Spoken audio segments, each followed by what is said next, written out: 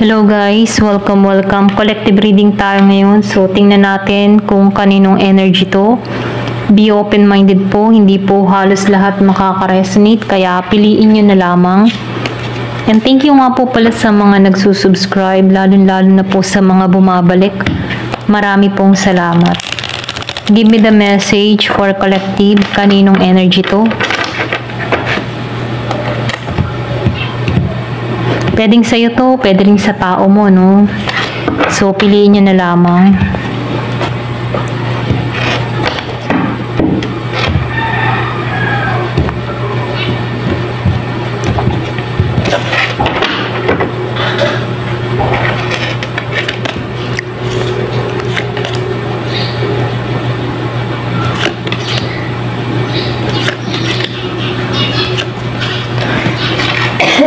Excuse me po. Alam mo yung tipong na meron ditong tao na parang nakahinga. Alam mo yung nakakahinga siya ng maayos. Para siyang nabunutan ng tinik sa mga problema dumating sa buhay niya. Yung unti-unti na siyang nakakabangon dito, okay, sa mga nangyari at naganap sa kanya. Kumbaga, nakikitaan ko dito yung pagiging niyang malaya sa sitwasyon, magaan ang pakaramdam ng tao na to, masaya siya, okay? Kontento na siya, nabubuo niya ng muli yung sarili niya, ganon. Nababalanse niya na yung lahat. Kumbaga, excuse me, yung pag-alis ng tao nito, meron ditong umalis or meron tong inalisan, pwedeng trabaho, love life, okay, na nagpapahirap sa kanya sa sitwasyon dito. Meron ditong umalis na kung saan yung pagpapasya niya dito ay meron palang magandang bunga para sa kanya kasi nakarecover siya sa mga sitwasyon or naranasan niya sa larangan sa pag-ibig, trabaho, or sa environment na pinapasukan niya, kahit saan man siya naroon, okay, kung ano man yung sitwasyon ng tao nito, unti-unti na niyang naalisan. Kumaga, nagpa siya tong tao nito para alisan yung mga hindi na makakabuti para sa kanya, at ito nga yung nagiging resulta, nagiging siyang malaya, maayos dito. Yung iba sa inyo, problema sa pag-ibig na nagpa siya tong tao na to na kailangan ng tuldukan, kailangan ng tapusin. Ganun yung energy. Na kung saan itong tao nito, umalis to na, alam mo yung tipo na hindi niya alam yung kahihinatnan or yung dadatnan niya sa pupuntahan niya or yung panibagong yugto na tatahakin niya, hindi niya alam. Kumbaga itong tao nito yung nagsimula muli. At yung pagsisimula niyang muling ito, dito siya tinahak, na nagiging maayos at balanse. Okay? So, meron ditong pag-angat, pag-asenso, or pwede rin sabihin nung inalisan niya yung mga tao sa paligid na naging toxic sa kanya. Doon nag-start yung unti-unti niyang pagbangon, unti-unti niya na nabubuksan lahat ng mga opportunity na dumarating sa kanya. Parang unti-unting nagbukasan, okay? Akala ng tao nito wala ng pag-asa, ganyan. Pero nagkamali siya dito na ito pala yung naghihintay, okay? Yung mga pagsubok na kinaharap niyang dito ay may maganda palang resulta. Itong tao nito, nakikita niya na paunti-unti yung mga pinaghirapan niya, okay? Yung kumbaga itong tao nito, nagpasya na kailangan ng alisan, at yung pagpapasya niya dito, ito pala yung kahihinat na maganda at balanse at may pag-angat sa buhay, okay? So yung iba sa inyo, nasaktan sa larangan ng pag-ibig pero unti-unti na itong nakakabangon, nakakamubing on na sa sitwasyon. Kumbaga yung tao nagpakasakat sa kanya na dati ay patay na patay siya, mahal na mahal niya, ngayon ay wala na. Unti-unti na niyang napapakawalan, unti-unti na siyang nakakamubing on dito, okay? So ngayon nakikitaan ko dito, ginising tong tao na to, okay? Ginising siya or pinamulat sa kanya na nasasaktan na to, okay? Kumbaga tinanggal lang siya dito at ginising sa katotohanan, okay? Ito lang nafe-feel ko. Merong Gemini, Aquarius, and Libra. Malakas ang Gemini.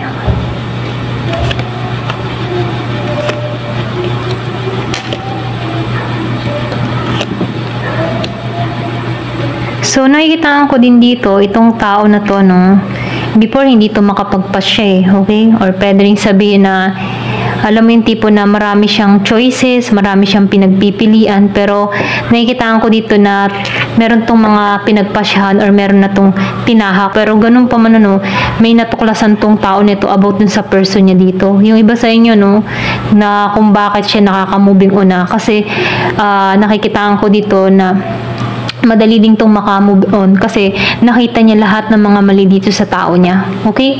Kumbaga, no, nakita niya yung sarili niya. Okay? Naitatama niya na yung sarili niya dito. Na kung saan before, ano, hindi niya makita. Okay?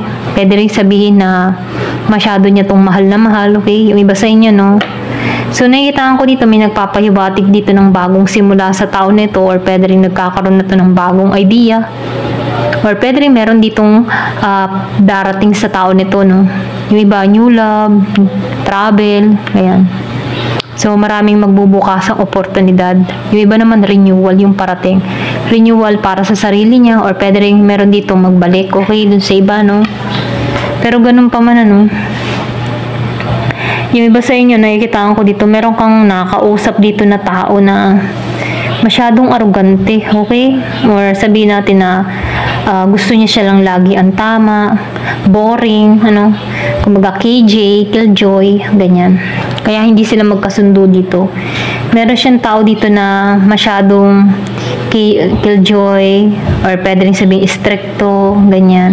Ang daming bawal, okay? Na kung saan itong tao nito hindi nagiging malaya sa sitwasyon. Pero ganun pa man, naalisan niya to. Ito lang nakikita ko. Dahil nagkaroon siya ng talino dito, okay? Nalampasan niya itong mga pagsubok na kinaharap niya dito. Ito lang nafe-feel ko. So, nakikitaan ko dito na nagiging na itong mautak, nagiging na itong matalino. Kumbaga, tinitimbang-timbang ng tao na ito yung sitwasyon. Hindi na ito madaling mauto dito, okay? Kumbaga, sinubok siya ng panahon at itong panahon na to, ito yung nagaganap sa kanya, no? Yung kanyang katatagan at katalinuhan dito. Nagkaroon to ng transformation or pwede rin sabihin pilit niyang binago yung sarili niya para umunlad. Marami itong mga pagsubok na kinaharap, pero ganun pa man yung gabay andun pa rin sa kanya. Ginabayan tong tao nito sa pagbabago kasi ginising tong tao na to or pwede rin nagising to. Okay? Kaya dito sa The Lovers and the Three of Swords Reverse, nakarao siya eh, okay? Na nalampasan niya yung mga naranasan niya dito sa past. Na kung saan before, ano, hindi niya makita. Kumbaga, nakikitaan ko dito na nalampasan niya. Okay? Nagiging na siyang malaya sa sitwasyon. Ayan, kung energy mo to, no, yung iba sa inyo nakalaya ka dito sa naranasan mo, okay, lalo na sa larangan ng pag-ibig. Dun sa iba, yun iba naman sa inyo sa trabaho, ayan, travel bang. Sa trabaho, meron kang mga tao dun na hindi makasundo. Pwede rin sabihin, meron ka ditong ka-office mate or katrabaho, yung iba sa inyo, sa mga pabrika, mga ganyan, or pwede rin sabihin sa mga company, ano, na feeling boss, okay, kahit hindi naman, pwedeng nangangaya or nagmamagaling, mga ganun, ano, ipagkahambog. Pero ganun pa man, ano, nakikitaan ko dito na lampasan mo to. Yung iba naman sa inyo, meron kang ganung tao. Sarili lang niya yung iniisip, ganyan. Hindi niya nakikita yung ikaw, yung kabutihang binibigay mo sa kanya. Laging siya, kumbaga itong tao na take lang ng take, ano. Kumbaga ikaw masyado kang giver, ito take lang ng take sa'yo, okay? Merong Year of the Dragon, Year of the Snake, akong nakikita. So, nakikita ko rin dito, umalis na to. Or pwede rin inalisan mo to, okay? Kasi nagkaroon ng talino dito, okay? Kumbaga nagkaroon siya ng talino na kailangan na tong alisan or pwede rin nagpas siya dito na kailangan na tong kalimutan para makamoving on. At tama yung ginawa niya dito, okay? Ito lang yung nakikita ko. So, tingnan pa natin dito, no?